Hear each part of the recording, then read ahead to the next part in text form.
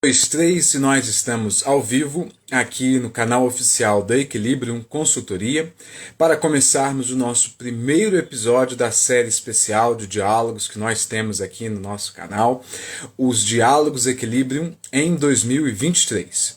Hoje nós vamos tratar de um tema deveras interessante e extremamente importante no nosso contexto atual. O nome deste diálogo, o primeiro de 2023, reiterando, e um especial que tem 3 experts em suas áreas de pesquisa, tratando dos diversos temas como direito, filosofia, economia, condensados para abordarmos, como o nome deste diálogo bem diz, a democracia brasileira resiste. A política e a lei depois de 8 de janeiro de 2023, o dia fatídico que todos e todas nós presenciamos, com os eventos que deram início às invasões aos 3 poderes da República. Eu vou chamar os nossos convidados e convidadas aqui agora. Peço que vocês continuem na linha caso tenhamos alguma instabilidade com a rede. Esperamos que dessa vez não aconteça. Vou começar a chamar eles aqui agora e caso aconteça alguma coisa, não se preocupem que nós reiniciaremos esse episódio. José Luiz Oreiro, professor do Departamento de Economia da Universidade de Brasília, e eu vou fazer o convite para as doutoras. Professor, seja muito bem-vindo. Boa noite, Ricardo, tudo bem? Tudo ótimo. Vou chamar as demais participantes do nosso diálogo de hoje para que a gente possa começar, então, por favor.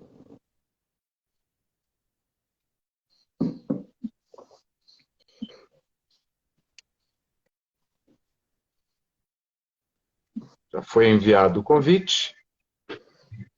Então, esperamos aqui. Se elas já vão entrar, se não... Pronto. Deixa eu só abrir um pouco aqui a janela, que está um pouco... Olá, Fernanda, Vitória, sejam muito bem-vindas. Obrigado por participarem aqui com a gente. Professor Oreiro, Fernanda e Vitória, esse diálogo foi organizado numa semana muito intensa para todos e todas nós. Então, é uma satisfação enorme ter os 3 aqui podendo participar com todos nós hoje. Antes de passar a palavra para vocês, eu vou explicar para a nossa audiência como é que normalmente funciona a dinâmica dos diálogos Equilíbrio. Então, nós começamos sempre com a apresentação, uma breve leitura do currículo vitae dos convidados. São um pouco extensos, porque os 3 têm uma gama de experiência, então nós resumimos. Depois nós passamos para as perguntas comentadas, e a ideia, não é à toa que o próprio nome do evento chama-se Diálogos Equilíbrio, é que não seja uma estrutura de entrevista, mas sim nós lançamos um questionamento e nós acolhemos as respostas daqueles que estão conversando conosco. A ideia mesmo é que seja um grande diálogo. Antes de começarmos, então, eu vou ler a apresentação aqui dos nossos convidados e convidadas de hoje, depois eu passo a palavra para vocês. Começando pelo professor Oreiro, ele é economista e professor universitário, atua na área de macroeconomia e crescimento econômico, participando ativamente do debate econômico e político, tanto no Brasil quanto no exterior. Escreve regularmente para diversos veículos de mídia, artigos de conjuntura econômica, principalmente para meios como o Valor Econômico, o Estadão e a Folha de São Paulo. Atualmente, o professor Oreiro é professor titular da Universidade de Brasília e também do Programa de Pós-Graduação em Economia da Universidade do País Basco. Recebeu, recentemente, também se destacando na cena internacional por ter sido um dos agraciados com o prêmio no ranking da AD Scientific Index de 2023, na 17ª posição entre economistas no Brasil e 44º lugar na América Latina. A sua mais atividade foi como membro do grupo de trabalho no governo. Sobre as doutoras que temos aqui hoje, Vitória Feitosa é advogada com foco de atuação em direito de famílias e sucessões. Ela é mestre em estudos de culturas e territórios pela Universidade Federal do Tocantins, pós-graduada em prática judiciária pela Escola Superior de Magistratura, também no Tocantins, e pós-graduada em direito constitucional. Palestrante, escritora e militante pelos direitos das mulheres e das minorias. Já Fernanda Fenelon possui 7 anos de experiência com foco em tribunais superiores, se destacando Superior Tribunal de Justiça, STJ, e o Supremo Tribunal Federal, o STF, atuando em todo o território nacional. É especialista em direito penal e processo penal pelo IDP, Instituto Brasiliense de Direito Público, e possui curso de atualização em direito eleitoral pelo Instituto Brasiliense de Direito Público. Participa do Observatório dos Direitos Humanos e integra o Grupo de Pesquisas em Direitos Humanos e Políticas Públicas da Universidade de Brasília. Ou seja, para o nosso tema em destaque, os 3 currículos são muito, muito bons e exatamente aquilo que nós gostamos no equilíbrio.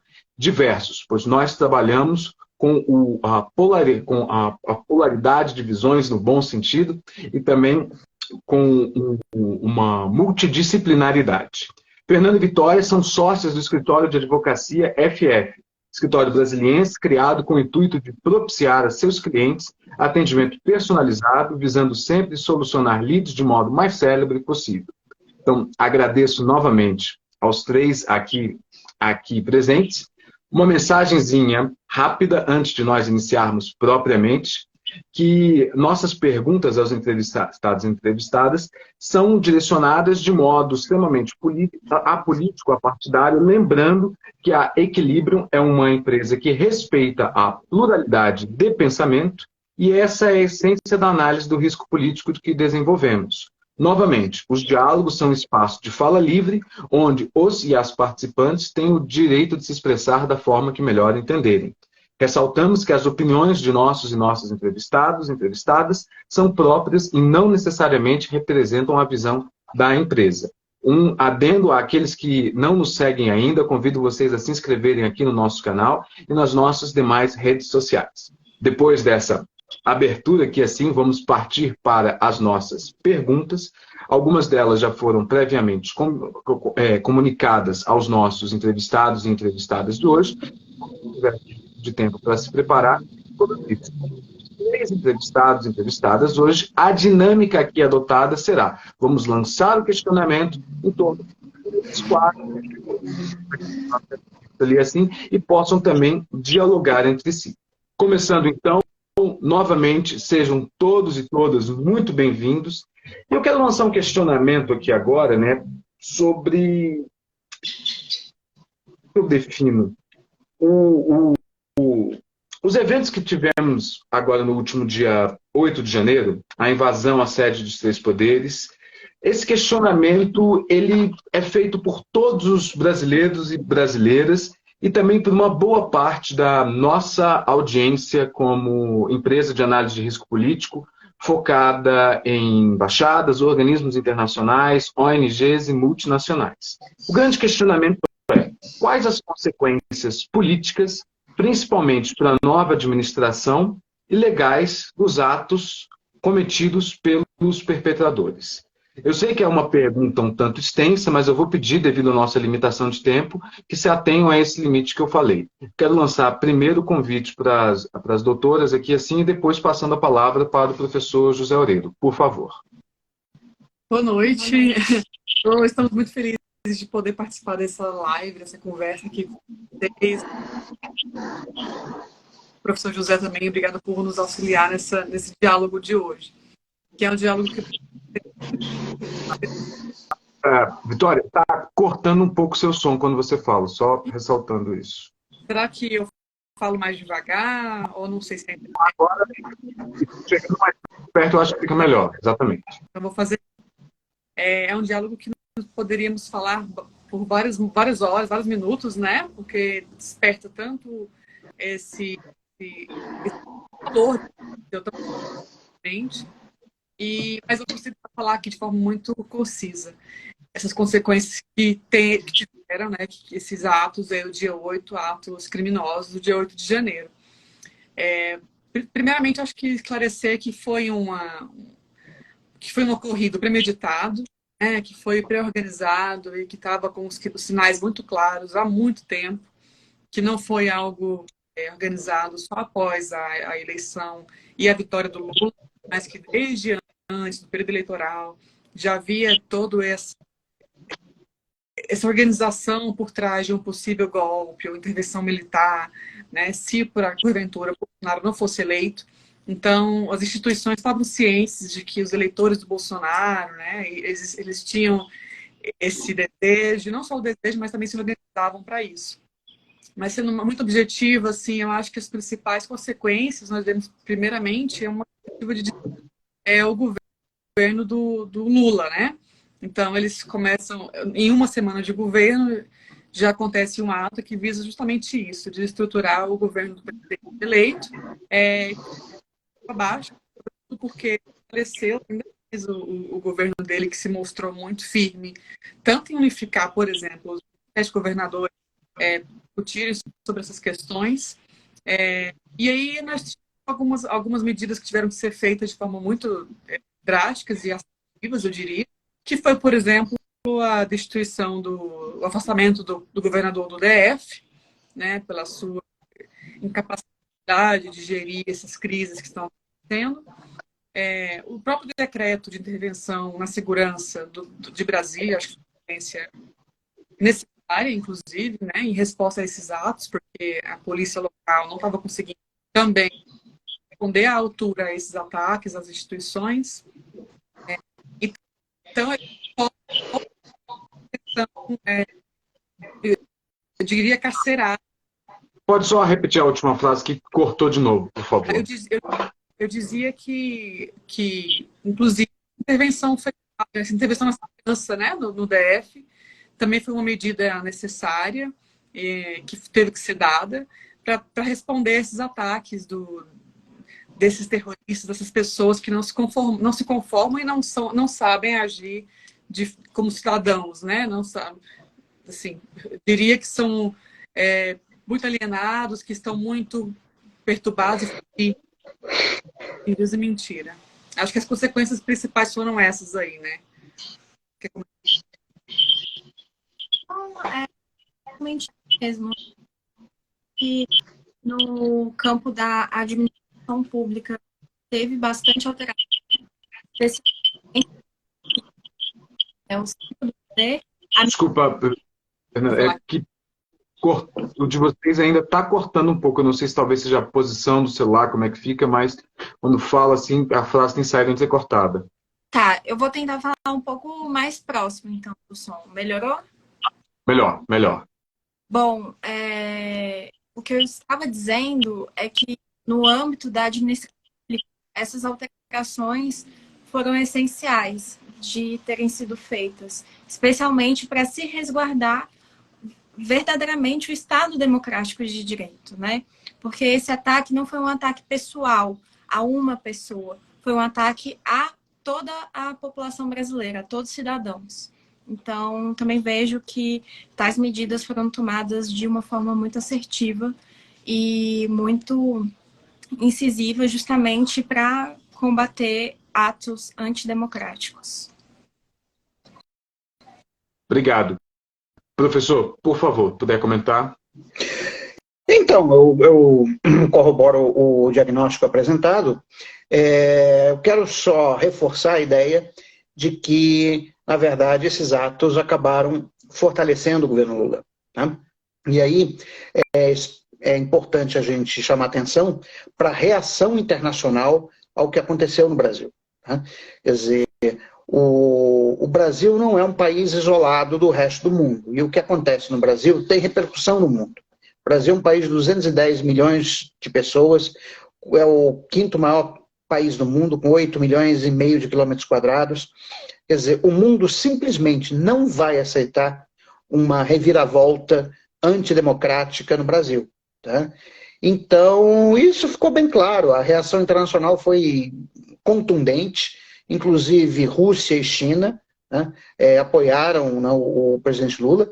Então, o que aconteceu foi o que nós já esperávamos com a transição de governo, né, do Bolsonaro para o Lula, que o Bolsonaro, durante todos os seus 4 anos de mandato, foi um presidente isolado no cenário internacional, enquanto que com o Lula o Brasil voltou, né, ou está voltando ao cenário internacional. Então, assim, eu sempre estive muito tranquilo sobre a possibilidade de um golpe de Estado no Brasil, porque as condições para um golpe nunca estiveram postas.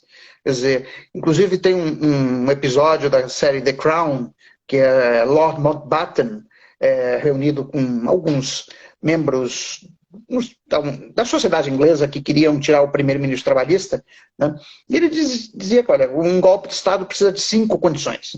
Você precisa do controle da mídia, controle da economia, controle de pontos estratégicos, lógico, prender o primeiro-ministro, etc, etc. E ele dizia, olha, não tem a menor chance disso acontecer no Reino Unido. E aqui no Brasil é igual, quer dizer, a mídia está toda contra o Bolsonaro, o grande capital está contra, né, uma radicalização antidemocrática, que sabe que as consequências econômicas seriam péssimas para o Brasil, do ponto de vista de retaliação comercial, retaliação em termos de investimentos, etc. Né? Então, o ambiente internacional é contrário. Quer dizer, então, assim, eu realmente nunca fiquei com medo de que houvesse um golpe. Na verdade, acho que foi um grande ensaio da incrível Armata de Brancaleone, que por mais financiado que tivesse, por mais gente que tivesse por trás, simplesmente se mostrou uma tentativa de golpe tabajara. Né? Ou seja, o presidente da República não estava em Brasília, o vice-presidente da República não estava em Brasília, o Congresso Nacional estava de recesso, o Senado estava de recesso. Quer dizer, o que eles achavam que iam conseguir com aquilo? Simplesmente nada, é um golpe tabajara. Ou seja, de fato eles são golpistas, mas são golpistas burros. Tá? A única coisa que eu temi foi não o que ocorreu no domingo, mas a tentativa de explodir um caminhão-tanque no aeroporto de Brasília. Tá? Isso sim teria sido muito grave. Tá? Porque um caminhão-tanque, se ele estiver abastecendo um avião e você explodiu o caminhão-tanque, todos os aviões que estiverem na sequência ali nos fingers, no aeroporto de Brasília, vão explodir juntos. Tá? E aí a gente poderia ter o efeito em cadeia dessas explosões, poderia ser similar a uma bomba de Hiroshima. Tá? E com milhares de mortos. Aí sim nós teríamos um problema. Então, o risco que eu vejo, Ricardo, só para encerrar essa minha primeira parte da fala, é que no Brasil surjam movimentos terroristas. Né? Terroristas de verdade, ou seja, que coloca bomba, que sequestra pessoas, que atenta contra a vida, né, de membros do governo, ou do Supremo, ou do Congresso Nacional. Tá? Uma espécie de ETA. Né? Só que, assim, até onde eu saiba, essa turma bolsonarista não tem o treinamento e nem o equipamento. Você viu que a bomba que eles colocaram lá foi muito primitiva. Né? Não tem nem o treinamento nem o equipamento para se tornar uma ETA brasileira. Mas eu acho que isso é algo que a gente deve se preocupar, sim.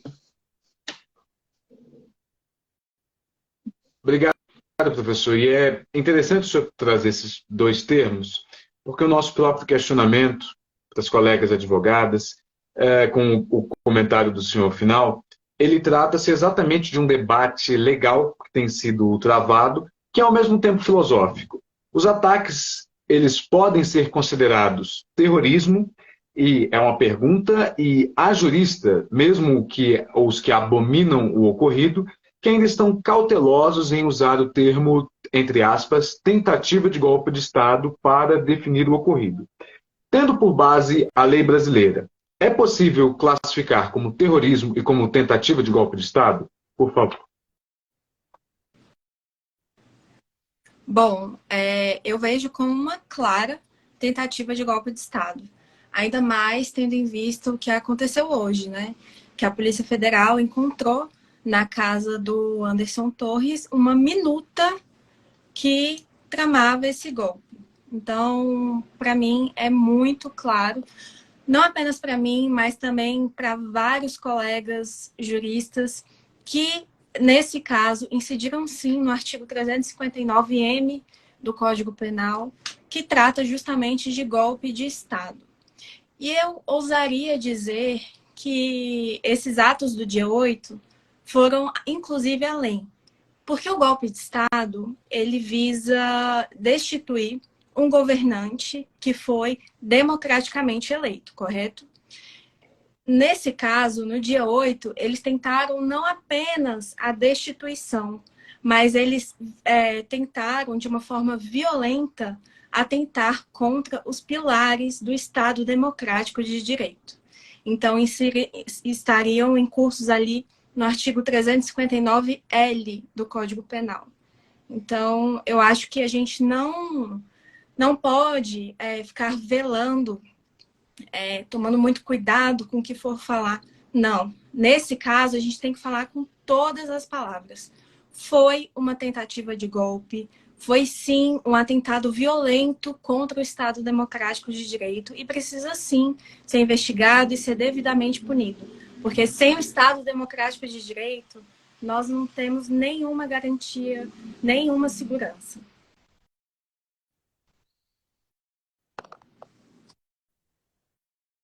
Obrigado. Vitória, professor Loureiro, por favor.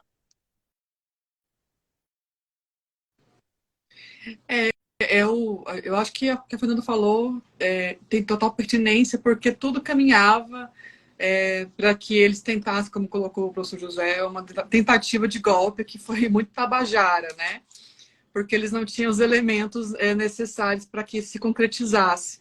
Agora, é importante que a gente compreenda e não leve, assim, que leve a sério que eles estão muito interessados em talvez não dar o golpe porque não consigam, mas em causar mais caos no país, né? Então eles estão preparados e motivados e revoltados contra o quê? Eu não sei, parece menino mimado, né? Que não ganha uma coisa e quer chorar.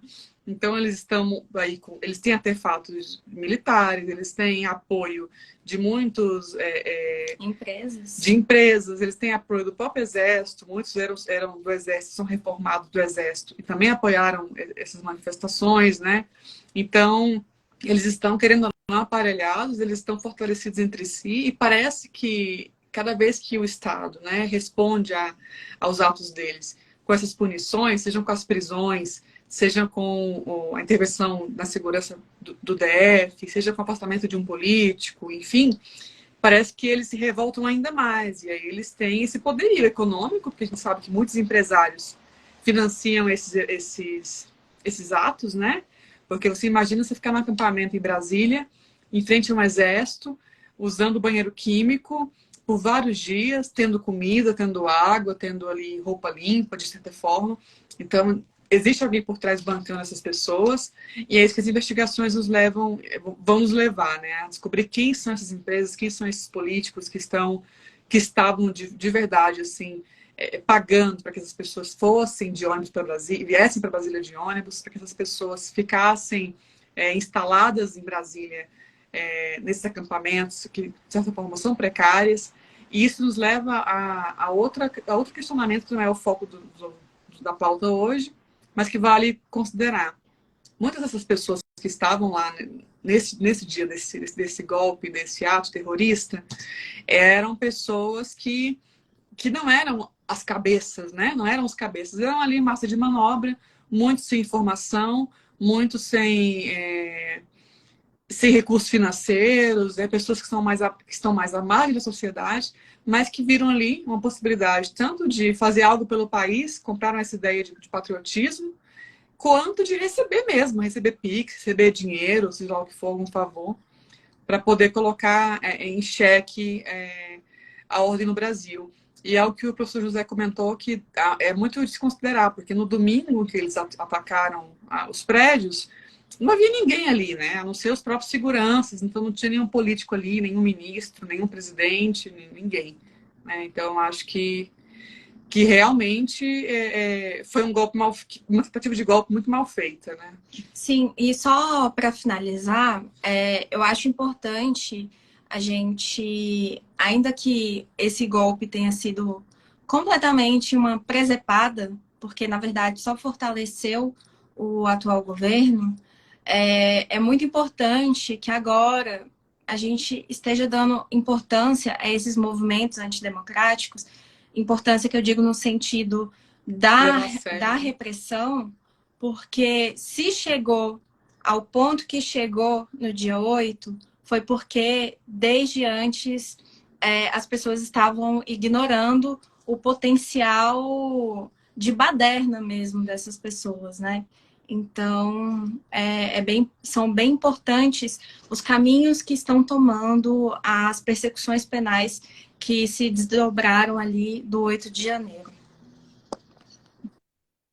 Obrigado. Professor Loureiro.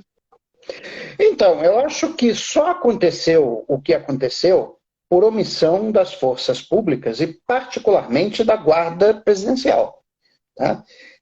O Ricardo pode me corrigir se eu estiver errado, mas se eu não me engano são 2 batalhões. Fazem a segurança dos palácios presidenciais, são 2 batalhões que se revezam, né? Porque temos 4 instalações presidenciais, né?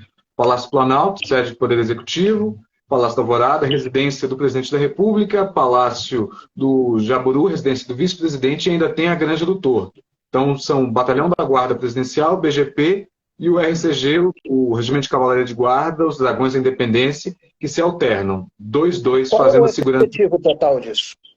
O efetivo do Batalhão da Guarda Presidencial, a informação precisa de uma certa atualização, mas é de mais de 1.000 homens, ela é uma unidade excepcional no Exército Brasileiro.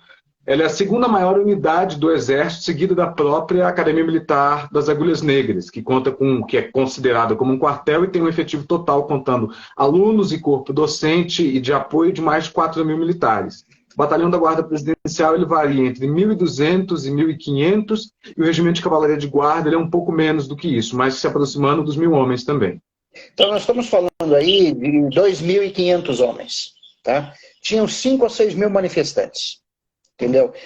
Mesmo que 30% desse efetivo estivesse ali disponível, nós estamos falando de 450 homens, né? Treinados e equipados. Então, isso só aconteceu porque a Guarda Presidencial permitiu, porque isso não teria acontecido. Tá? Então, assim, eu acho isso muito mais grave do que o ato em si, né? O ato em si só ocorreu porque deixaram acontecer. Né? É isso que eu acho que a primeira coisa tem que ser investigada. Segundo, quais são os interesses reais por trás desse atentado ou dessa tentativa, né, que vem desde o governo Bolsonaro, né, de desestabilizar as instituições democráticas, etc. Quando eu vi as cenas de Brasília, eu lembrei de uma coisa que eu sempre falava do governo Bolsonaro, de que o governo Bolsonaro era similar ao que aconteceu em Roma em 410 depois de Cristo, né, com a invasão dos vândalos liderados por Bárbaro Alarico. Simplesmente foi facilitada a entrada deles em Roma, isso fique claro, tá? Eles entraram em Roma e puseram fogo em tudo, tá? Então, quando a gente vê o que foi feito nos prédios públicos, né, a depredação de obras de arte de valor incalculável, né, inclusive um daqueles sujeitos lá que pegou o exemplar da Constituição e ficou erguendo como um troféu, etc., me pareceu, a simbologia me pareceu muito clara. Brasília representa o Brasil moderno, ou seja, o país sonhado por Juscelino Kubitschek, quando construiu esta cidade no meio do nada, que era um país que queria ser moderno, que queria ser o país do século XXI, né, que queria ser um país urbano e industrial. Isto é o que foi atacado. Além do Estado Democrático do Direito, tem a simbologia da cidade. Roma, por que os bárbaros botaram fogo em Roma? Porque Roma representava a civilização. Eles não conseguiam suportar a visão daqueles prédios em Roma, que simplesmente mostrava a inferioridade deles frente aos romanos. Então eles tacaram fogo. É a mesma coisa. Por que esse ódio? Porque, assim, não faz nenhum sentido. Quer dizer, do ponto de vista estratégico, faria sentido se eles ocupassem os prédios. E não vandalizar os prédios. Se eles ocupassem os prédios, sim. Aí ia ser complicado, que você ia ter que negociar a saída deles dos prédios, etc, etc. Mas eles tocaram fogo, arrebentaram com tudo, esfaquearam quadros do Di Cavalcanti, relógio que foi recebido pela família real portuguesa do rei Luís 14 e por aí vai.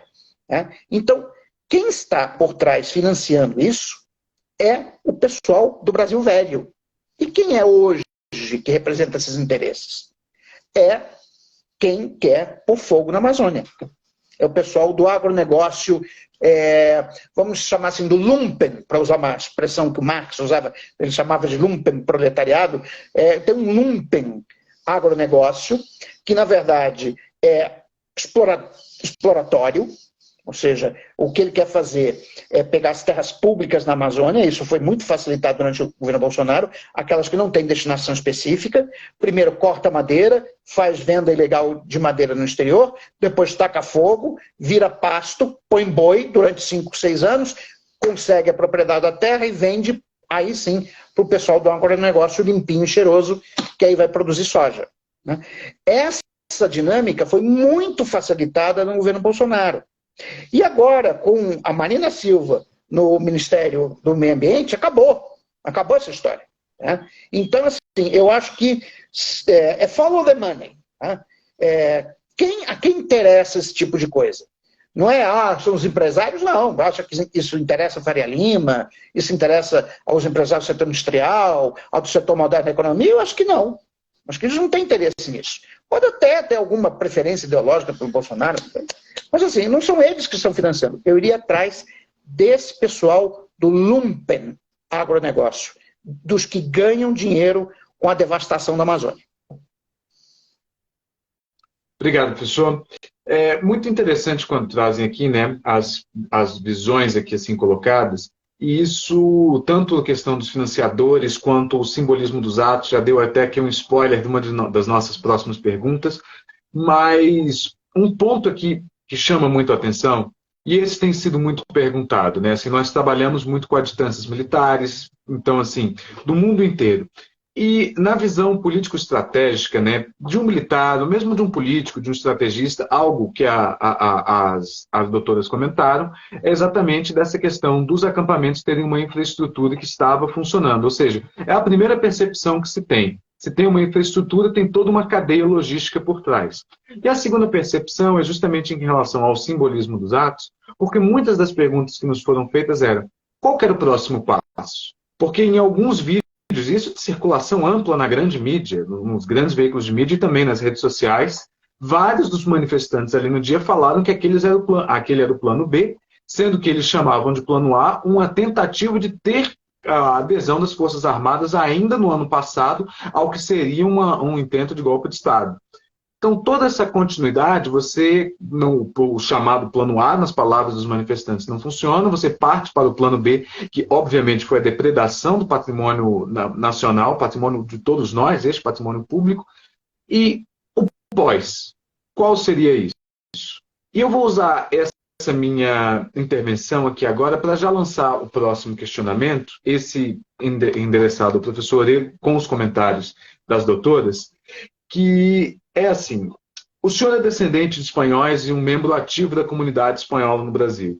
Quando dos atos do dia 8, o senhor chegou a comentar sobre a tentativa de golpe de Estado que se teve na Espanha em 1981. O senhor pode, por favor, resumir esse episódio e como ele acelerou o processo de retorno aos quartéis na Espanha e as similitudes que ele carrega com o caso brasileiro? Antes só de passar a palavra para o senhor, eu lembro à nossa audiência que estamos fazendo aqui um estudo exploratório, não querendo dizer que os eventos espanhóis e os brasileiros são a mesma coisa, mas traçar uma semelhança com o momento que foi de transição nos dois países, que é algo que nós, no Brasil, estamos presenciando nesse momento. Professor Eiro. Bom, o pós, realmente eu não consigo entender o que eles iam fazer, o que eles esperavam que acontecesse. Quer dizer, eu imagino que eles estavam esperando, né, um grande levante nacional. Imagino que a lógica por trás disso era de que eles esperavam que as Forças Armadas fossem intervir, né, e aí, na dubiedade, né, como eu já mencionei, inclusive do próprio batalhão da Guarda Presidencial, alguns militares poderiam apoiar os manifestantes, outros podiam ficar neutros, outros podiam... bom, o que poderia, no limite do limite do limite, acontecer seria uma guerra civil. Tá? Bom, se acontecesse uma guerra civil, eu tenho certeza que as grandes potências iriam intervir. E aí, fazendo paralelo com a Espanha, não com esse episódio de 81, mas com a Guerra Civil Espanhola, quer dizer, a Inglaterra e a França não interviram na Guerra Civil Espanhola em 36 e 39, e isso acabou encorajando muito Hitler e Mussolini. Tá? Então, por outro lado, a Inglaterra e a França achavam que a República, se vencesse, seria do lado soviético, então eles ficaram assim neutros. Mas, no caso agora, não teria nenhuma dúvida que os Estados Unidos e a França iriam intervir, militarmente, apoiando o governo legítimo. Né? Porque, por mais que eles pudessem causar algum tipo de disruptura, pelo tamanho do território brasileiro, o governo poderia se instalar, sei lá, no Nordeste, por exemplo. No Nordeste, o Lula tem amplo apoio popular. Tá?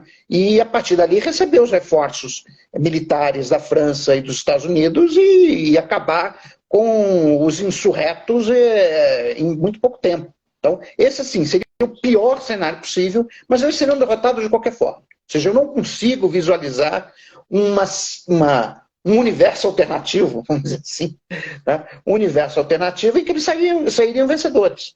Pelo contrário, eu acho até que eles até saíram perdendo pouco. Tá? Poderia ter sido muito pior para eles. Tá? Bom, agora, com a Espanha, quando se deu a transição democrática, ela se deu por intermédio do rei Juan Carlos, mas foi uma transição tutelada pelo regime franquista, né? Mas durante esse período houve um aumento muito grande dos atentados terroristas da ETA. Tá? Inclusive nesse período, né, de 79 a 81, em que a Espanha já era um país totalmente democrático, tinha uma Constituição, né, que foi votada pelo povo espanhol, teve um referendo que aprovou a Constituição, mais de 80% dos espanhóis aprovou a Constituição. Então era um país onde você tinha total liberdade de imprensa, total liberdade partidária, enfim, mas tinha dia sim, outro também, atentado da ETA contra as forças de segurança, principalmente a Guarda Civil e algumas unidades do Exército.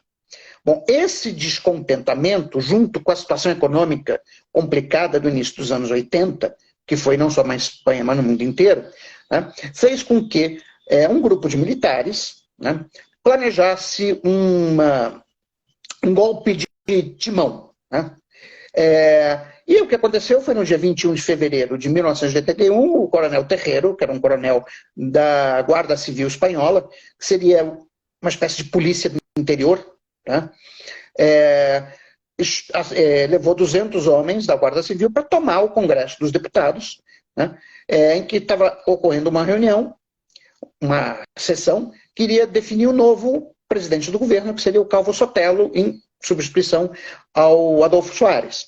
Então estava todo mundo lá dentro, menos o rei estava no seu palácio fora de Madrid, né? E foram todos feitos prisioneiros. Quer dizer, estamos falando de mais de 300 deputados, incluindo o presidente do governo, o Adolfo Suárez, e o vice-presidente militar do governo, que na época tinha isso, e ministro da Defesa, que era o general Melado. Né? Então, quando o Terreiro, que era só tenente-coronel, entra no Congresso dos Deputados, o general Melado fala, o que é isso aí? Foi tentar tirar a arma dele. Ele era o general 4 estrelas. Né? E ele não deu. E assim, e aí veio o Santiago Carrillo, que era o líder do Partido Comunista Espanhol, e pegou o Carrillo, o general Melado pelo braço e disse, senta que eles vão te matar. Né? Bom, o golpe acaba quando o rei à noite faz um pronunciamento nacional em cadeia de rádio e televisão, dizendo que ele era o comandante das Forças Armadas, ele vestido com uniforme, né, de comandante em chefe, e ordenava que fosse mantida a ordem constitucional vigente e que os militares tinham que voltar aos seus quartéis. Aí no dia seguinte o Terreiro se rendeu, etc. Bom, mas a partir daí o general Melado fez uma reformulação no Exército Espanhol, na doutrina do Exército Espanhol, inclusive mudou o código do Exército, que era do reinado de Carlos III, no século XVIII, né? E a Espanha entrou para a OTAN, tá? No governo socialista do Felipe González. Tá?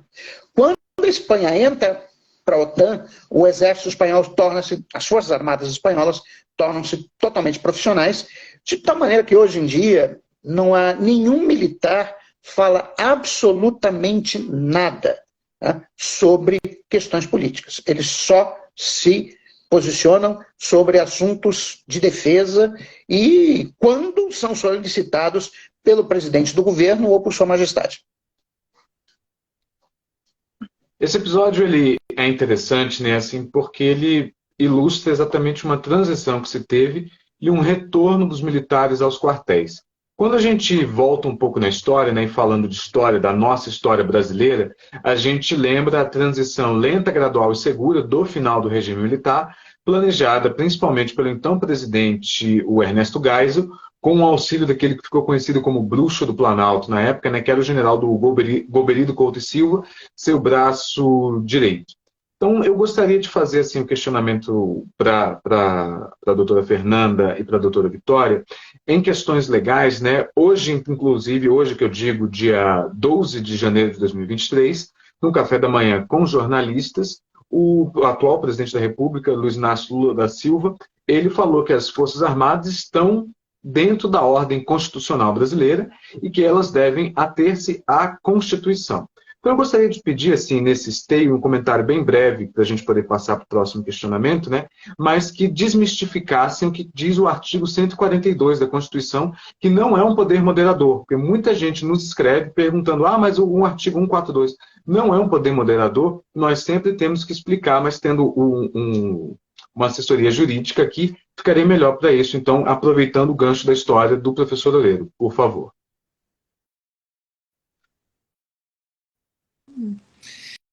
Oi, Ricardo. Então, o presidente ele tem sido bastante assertivo, assim, eu diria.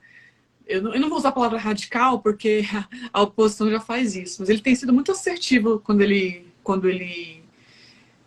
se apresenta com os outros parlamentares, se apresenta com os chefes dos estados, governadores, e até mesmo quando ele vai dar entrevistas e se encontrar com essas autoridades, porque ele desmistifica muita coisa que o bolsonarismo, né, ele trouxe para nós.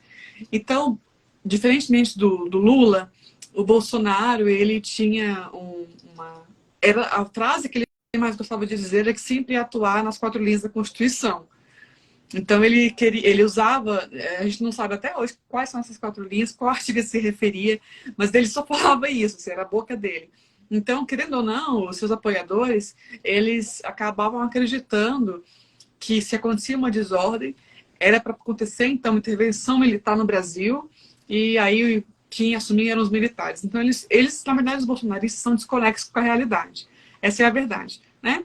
Então, quando o Lula diz isso, com relação ao artigo 142, ele está querendo, acho que talvez de uma forma muito dele, mostrar para tanto os apoiadores quanto para os políticos que apoiam o Bolsonaro também, que acabam se tornando fanáticos, que a interpretação da lei, embora ela seja um pouco subjetiva, ela não é, eu diria,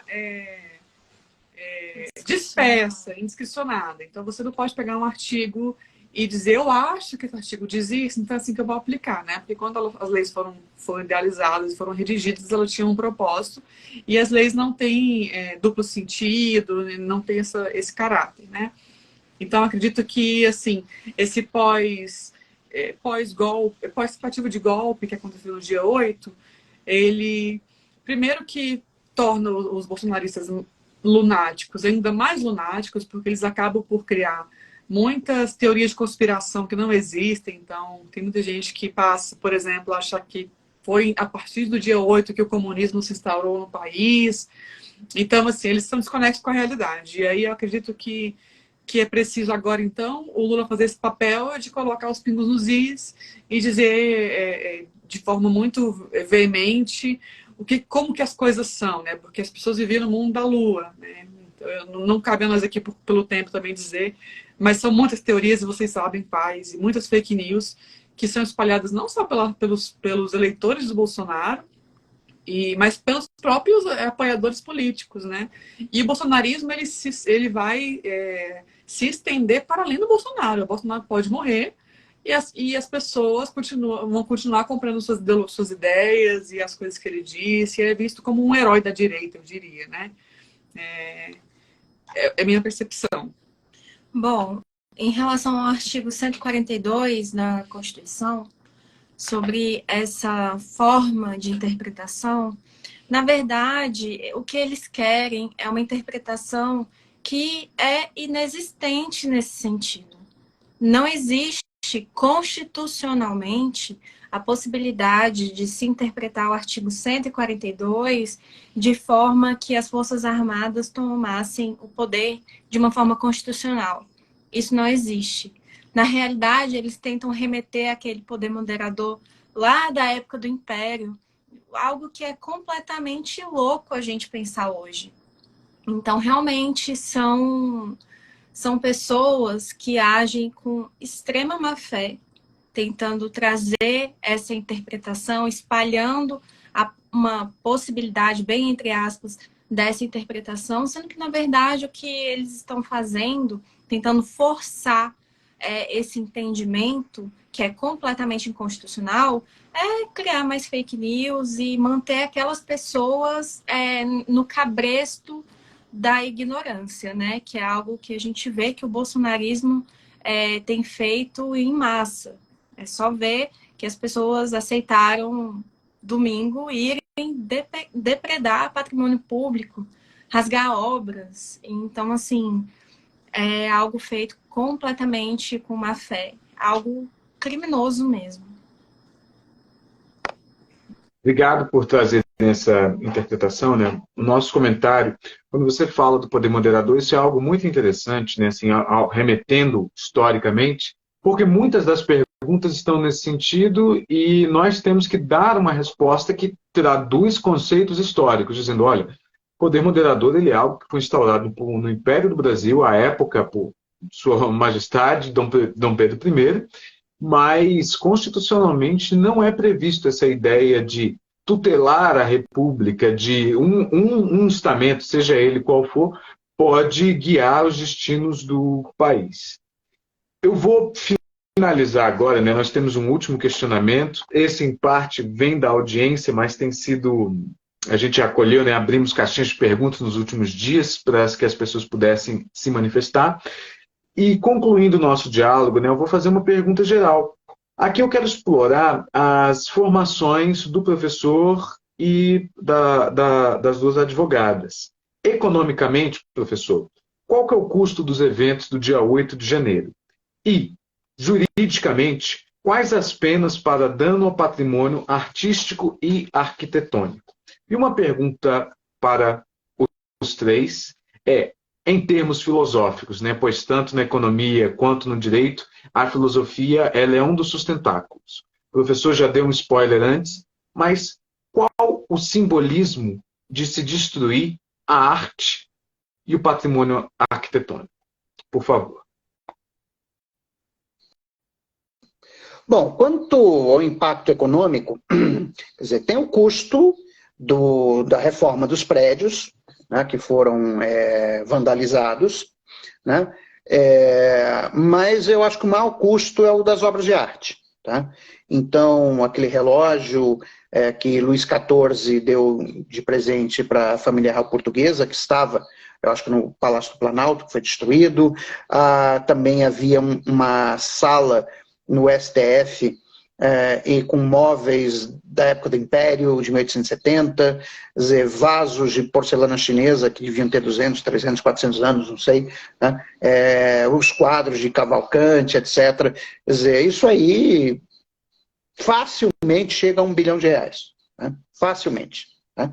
Então, é R$1 bilhão que esse pessoal custou para os cofres públicos no domingo passado. Eu espero que não apenas as pessoas que causaram isso, que financiaram isso e que pensaram nisso sejam presas, mas que também respondam com seu patrimônio. Tá? Porque um problema aqui no Brasil é que quando alguém é preso por corrupção, ele fica na cadeia, mas o dinheiro não aparece. Tá? O dinheiro tem que aparecer. Eu acho que isso é muito mais importante do que a pena de privação de liberdade. Tá? Bom, agora, do ponto de vista econômico, a gente viu na segunda-feira a Bolsa começou em queda, o dólar subindo, o juros de longo prazo subindo, mas logo depois do almoço reverteu. Porque a reação da sociedade brasileira foi muito forte, quer dizer, houve a união dos poderes, quer dizer, aquela hipótese que eu tinha chamado a atenção logo no início do diálogo de hoje, né, de que o governo Lula saiu fortalecido, saiu mesmo. Né?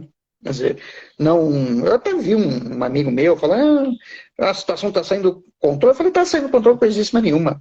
Ela está absolutamente dentro do controle. Né? E então isso foi precificado. Quer dizer, se houvesse um risco de guerra civil, de ruptura institucional, isso estaria aparecendo nos preços dos mercados. Né? Mas o fato é que isso não aconteceu. Tá? Bom, e o simbologismo dos atos é isso, é a barbárie contra a civilização. É isso o que significa. Quer dizer, a mentalidade do bolsonarista, típico, é uma mentalidade negacionista, anticientífica e anticivilizatória. Eu não sou psiquiatra para entender as motivações mais profundas de cada um, ou de cada uma que participou disso. Eu acho que tem um conjunto, são pessoas que, em larga medida, são ressentidas, seja porque acham que o país é delas, quer dizer, pessoas que, vamos dizer assim, que se auto-intitulam brancas e que, portanto, acham que o país pertence a eles, quer dizer, o branco, o heterossexual, etc., né? Que acha que o resto da sociedade tem que ficar servindo para essas pessoas. Tá? Eu acho que tem isso. Tá? Eu acho que tem uma coisa que chama atenção no caso brasileiro é como a população brasileira, em geral, ela lê muito pouco, inclusive jornais. Sempre leu muito pouco. Tá? Então, o que acaba acontecendo é que o WhatsApp virou o meio de informação. E aí você cria, né, todo um mecanismo, isso é estudado, né, de crenças que se auto-reforçam. Né? Então, você só tem acesso àquele material, é uma espécie de lavagem cerebral. Quer dizer, lembra daquele episódio do pastor Jim Jones, que ele tinha uma comunidade, etc., e que eram mais de 1000 pessoas e todo mundo acabou se matando? Entendeu? Então, assim, comunidades fechadas, esse é o ponto. Tá? Uma comunidade, um grupo de WhatsApp bolsonarista, no fundo, é uma comunidade fechada, em que você só reproduz na comunidade as crenças que são permitidas ou que são compartilhadas por todo mundo. E o contraditório não está... Eles não querem escutar o contraditório. Entendeu? Então, eles só aceitam... Então, viram fanáticos mesmo, porque a diferença do fanático para o cético, o cético sempre olha... Eu sou católico, mas assim, às vezes eu vejo na internet, diz, não, apareceu numa burra de café uma imagem de Jesus Cristo. Eu fico olhando. Falei, não estou vendo nada. Sinceramente, não consigo, até gostaria de ver, mas eu não consigo ver. Porque eu tenho um método científico, etc. A minha primeira disposição é dizer, não tem. Tá? Ou seja, eu tenho que ter as provas de que aconteceu. Né? Mas as pessoas não, elas realmente acreditam nessas coisas. Algumas pessoas têm maior predisposição psicológica a teorias da conspiração, mas o ambiente, com isso eu finalizo, o ambiente de comunidades de WhatsApp é um ambiente fechado, tal como do pastor Jim Jones. Quando você não recebe influências de fora da comunidade, né, o que acaba acontecendo é esse tipo de coisa. Né? Infelizmente, é isso.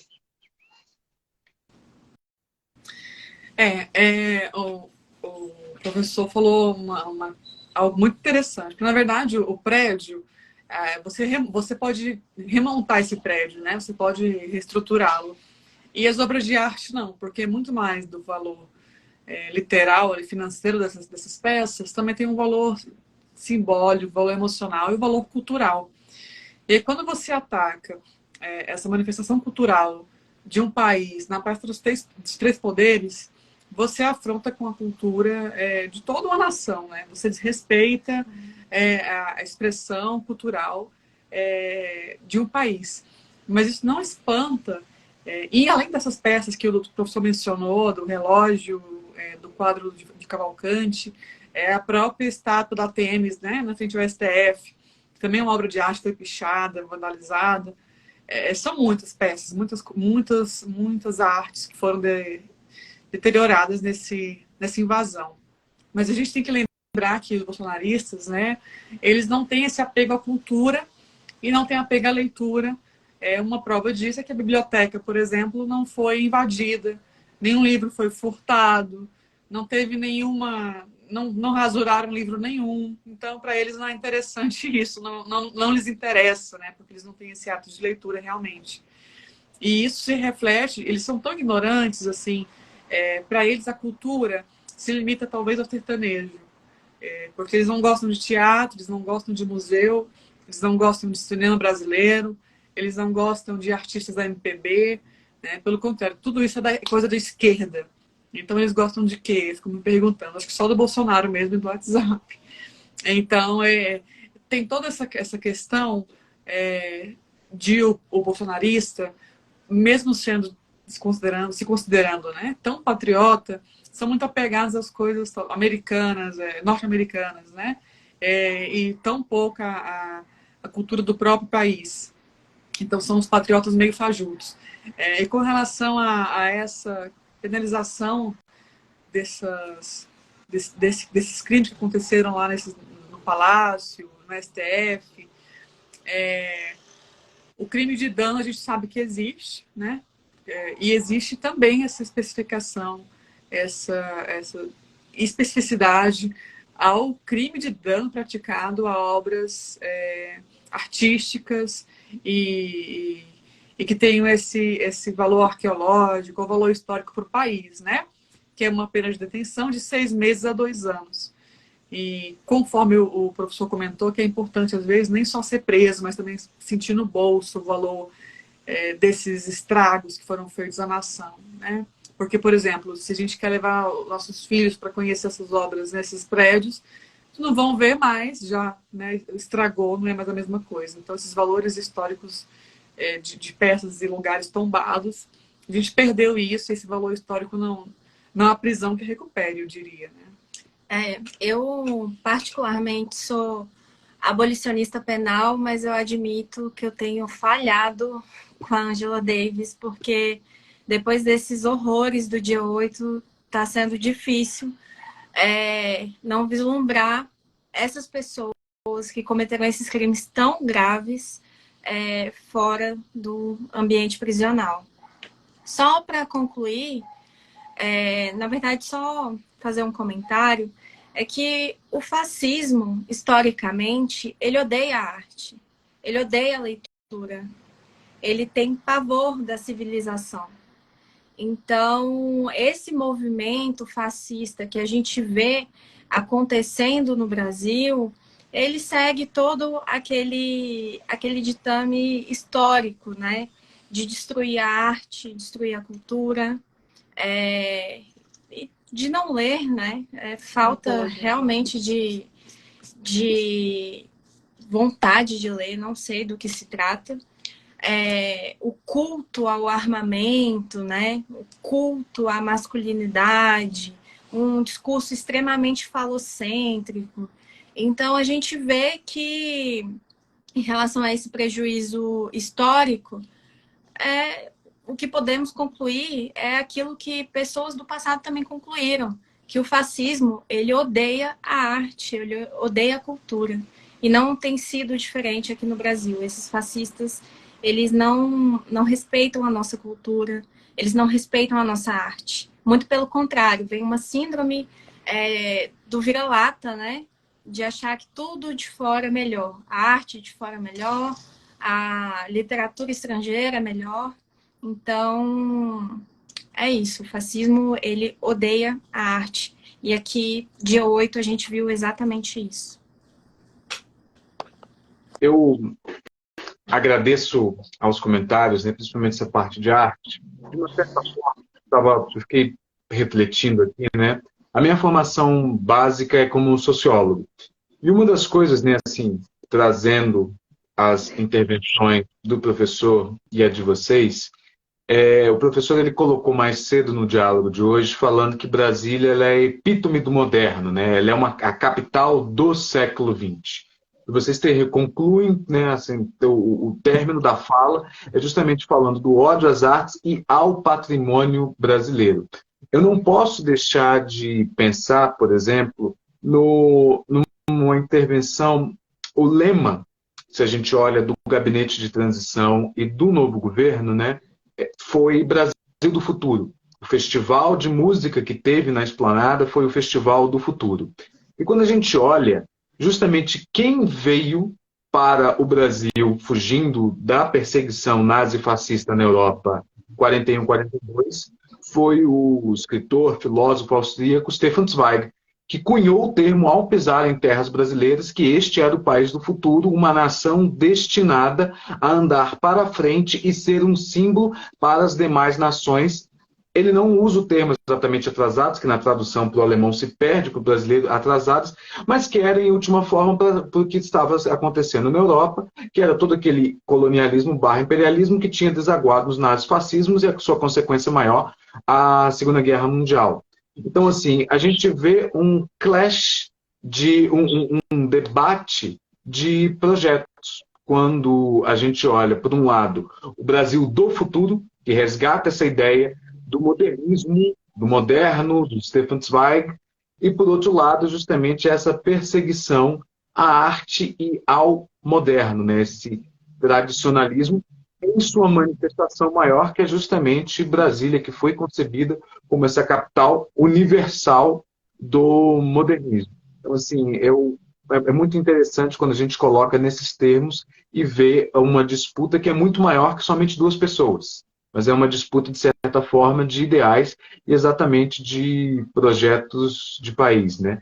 Eu vou concluir, inclusive, com uma frase, citei sociólogo, eu acredito que esse grande debate de ideias, um debate no bom sentido, saudável, que assim que nós tivemos hoje, vocês, os três partilhando do conhecimento aqui, ele retoma muito a frase do Gilberto Freire, que ele conclui justamente numa palestra que ele na Escola Superior de Guerra, quando agradecem a ele, ele fala que era mais do que um agradecimento, o que ele fazia era uma obrigação, porque o conhecimento sem um fim social se torna a maior das futilidades. E hoje todos nós podemos partilhar um pouco aqui do conhecimento e deixar isso para a posteridade.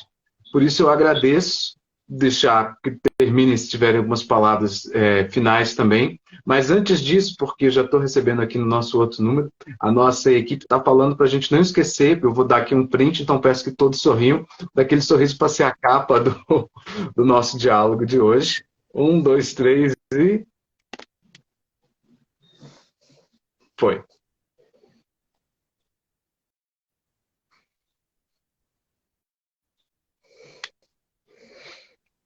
E acho que agora é ele que saiu do... Não, eu continuo aqui, Tá. Só que quando ele sai, ele sai da tela. Tá bom. Então, por favor. Eu só queria mencionar um pouquinho essa coisa da cultura. Eu lembrei que o Brasil já produziu bossa nova. Tá? Quer dizer, Tom Jobim, né? Vinícius de Moraes, Garota de Ipanema, que ainda uma das músicas mais tocadas, mais lembradas no mundo. Tá? E agora a gente tem sertanejo, que é de um gosto artístico duvidoso, né? Para dizer o mínimo. Tá? E tem coisas piores até do que isso. Tá? Mas, assim, isso é emblemático, tá? Do que aconteceu com a civilização brasileira. Eu acho que houve uma regressão, tá? Da nossa civilização, que é o reflexo da regressão econômica. Quer dizer, aquele Brasil sonhado, o Juscelino Kubitschek, quando construiu Brasília, que havia sido uma profecia de São João Bosco, né, que conseguiu acertar exatamente as coordenadas né, da nova capital, e São João Bosco dizia vai ser a capital de um grande império, né?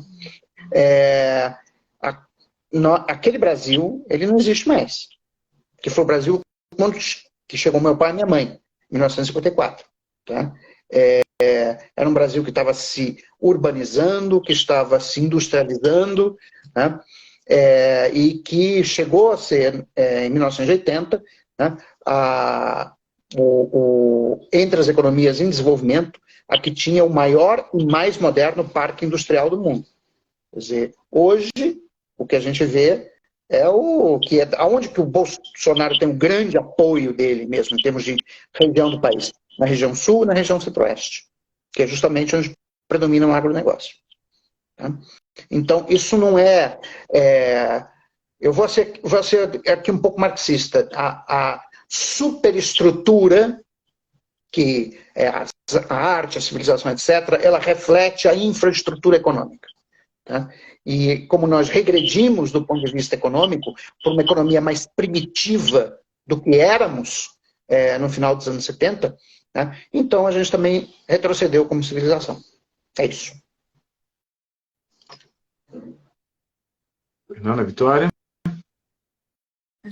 Bem, a gente agradecemos aqui por esse local, por compartilhar com vocês aqui esse espaço, para poder discutir sobre esse assunto, que todo mundo tem falado sobre isso, mas às vezes com desinformação, ou às vezes com uma linguagem que não é tão acessível. Espero que a gente tenha contribuído aí de alguma forma para os ouvintes, e também eu adorei conversar com vocês, embora seja por um tema que nos causa tanta tristeza, né? Mas a gente tem que falar sobre isso, como o Ricardo bem colocou, é uma obrigação. Às vezes o conhecimento, sem compartilhar, ele se torna fútil, né? Então, agradeço o convite, estou aberta a novos convites se surgirem também. E é isso, vamos continuar resistindo, né? Mas esse é o título do nosso diálogo hoje. Nós resistiremos a essa onda bolsonarista que vem atravessando o Brasil. Bom, pessoal, eu gostaria de agradecer pelo convite. Obrigada, Ricardo. Obrigada, professor. Foi excelente ter esse espaço para a gente poder debater esse tema tão importante, e que também, debatendo esse tema com pessoas que tão esclarecidas assim, dá uma sensação de acolhimento, né? De que não estamos sozinhos, de que existiremos e resistiremos, né? Então, muito obrigada pelo convite. Caso queiram propor novos convites para frente, estamos à disposição. Foi excelente a nossa conversa. Gratidão. Muito obrigado. Terminando aqui, então, com certeza surgirão novos convites. Para aqueles que ainda não seguem Equilibrium, falando agora para a nossa audiência, não deixem de nos seguir, Equilibrium_CAP. Os Instagrams, tanto do professor quanto das doutoras, estarão na descrição do link também que fica gravado aqui. E esse vídeo também vai para o nosso canal no YouTube, que é simplesmente Equilibrium Consultoria. Para vocês, agradeço imensamente. Novos convites virão. Desejo um excelente final de semana. Terminando por aqui hoje, então, Equilibrium, os fatos e seus porquês. Muito obrigado. Boa noite, pessoal. Boa noite. Boa noite.